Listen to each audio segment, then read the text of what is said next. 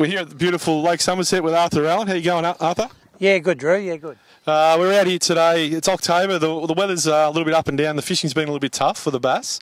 Arthur's going to take us over his plastic technique that he uses in the tournaments, and also that he's been showing us today, specifically with the Barrabass rods.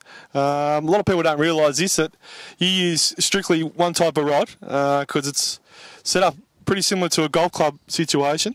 You like the feel of the same sort of rod, and you want to make sure all your rods are very similar. Is that right? Yeah, that's right. It's the same as any sport. You're sort of matching what you're doing. Like, you wouldn't buy golf clubs with a bag of golf clubs with 10 different brands, and it's just not the way to go, because every time you pick a club up, you get a different feel, different weight, different everything. You eliminate that by getting a custom-made rod. At Barrabass, Brad Clark here, he's made me all my rods for me. This is my plastic rod. I fish it at 7 foot. There's an XP841 with matched with a Stella 1000 with Berkeley Fireline crystal, 4 pound with 4 pound leader. What sort of jig head? What sort of jig head do you got on there? I've got just a TT jig head here. I've noticed it's painted. A lot of guys have been using painted jig heads this year. Yeah. Look, I just dip them myself. I do a lot of painting of them, but yeah, I find if you I've just dipped this in a little bit of powder, and it comes up right, and I've caught plenty of fish on them, and sometimes I think it's a head thing, but look, it definitely helps anyway, I think, you know. Okay, so let's go through the rod. It's a specific sort of rod that you've had made for yourself, that you use just for plastic fishing. Yeah, look, it's what I need for this is a finesse rod. Now this here, the XP841, Brad's made specially, 7 foot long, custom made. Now, custom made gets thrown around a little bit too easy these days. This is generally custom made. I've picked everything. I've picked my guides, I've picked my length, I've got the stickers, I've had my name put on it on this side, I've had the grip I like, I've had everything done to it to suit me 100%. That's the way Brad does them for you. If he says he's going to do a custom rod, they are a custom rod.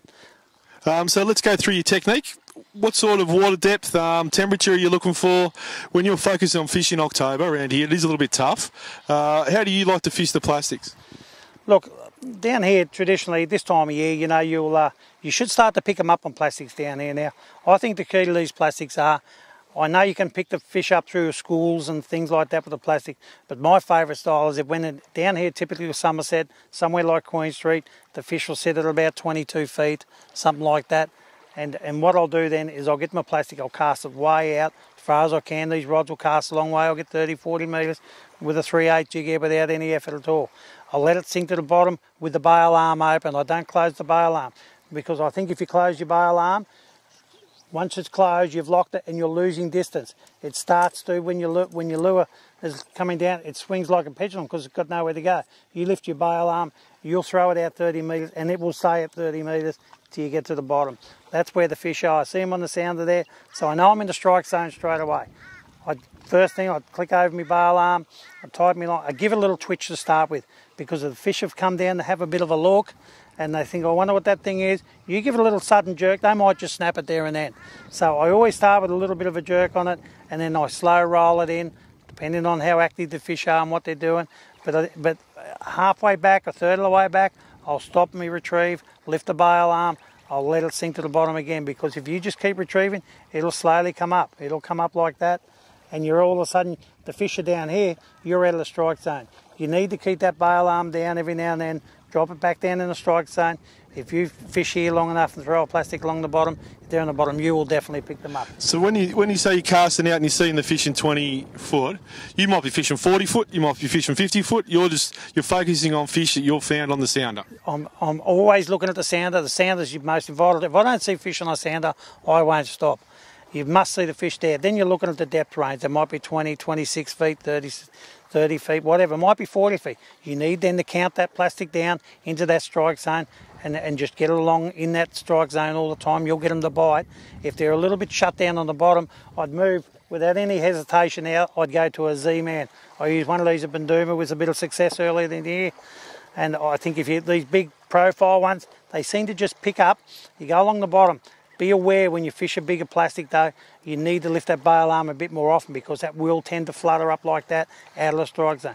But these big fish seem to like these big profile things just dragged along the bottom, just a little bit off the bottom. They can't help themselves. I'll snap it up. You can actually feel that tail working with these rods as well, can't you? So people don't actually understand that. These high modular graphite rods, we've got zero stretch line. You can actually feel a little tail like that 30, 40 metres away, even further, 60 metres away, vibrating on your rod. I can feel everything that this thing does. If I'm dragging along the bottom, I can distinguish, no worries whether it's a little tap from a fish or whether I've dragged it over a stick or whatever it may be. I can feel what this thing's doing all the time with these rods. That's the advantage of having one of these custom rods. You get the tip, you get everything you like, you get the length from it. If you know, you can go up 7'6", you get whatever length you want. Brad can make them. I like them at 7 foot. It suits me, suits my style, and I still got that sensitive feel. I can feel what this thing's doing anywhere in the water at any time. Well, we appreciate you giving us some insight on the way you fish plastics throughout the tournaments. We'll catch up to you soon. Thanks, Arthur. Yeah, thanks, Drew, and happy birthday too, mate. Thanks, mate. Check us out at bassaustralia.com.au.